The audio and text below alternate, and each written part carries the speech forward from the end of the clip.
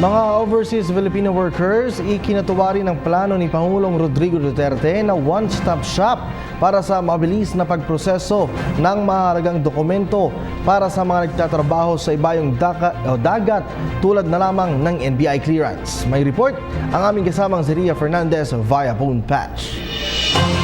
Kirby, ikinatuwa ng mga overseas Filipino worker ang pahayag ni Pangulong Rodrigo Duterte sa kanyang unang State of the Nation address kaugnay sa pagbuo ng isang kagawaran na tututok sa kanilang kapakanan kung saan nandoon na rin ang one-stop shop para sa lahat ng dokumentong kailangan gaya ng NBI clearance, police clearance, NSO at iba pa.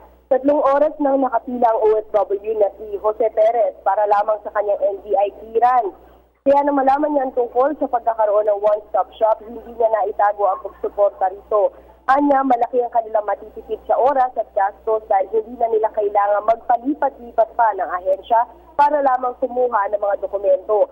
Para naman kay Clotilde, bawas stress din ito dahil hindi na kailangan makipagbunuan sa trapiko at sa mga mahilig sumingit ng pila.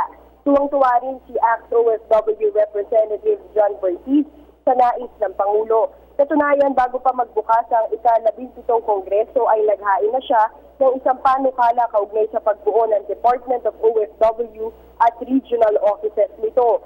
Tiwala siya na sa tulong ng Department of OFW at one-stop shop sa ilalim nito ay mareresolba na ang problema sa red tape, korupsyon, illegal recruitment at human trafficking. Para sa PTV News, ako si Ria Fernandez. Maraming salamat sa iyo, Ria. Hi! Ako si Ria Fernandez. Mag-subscribe na sa PTV YouTube channel. I-click lang ang subscribe button.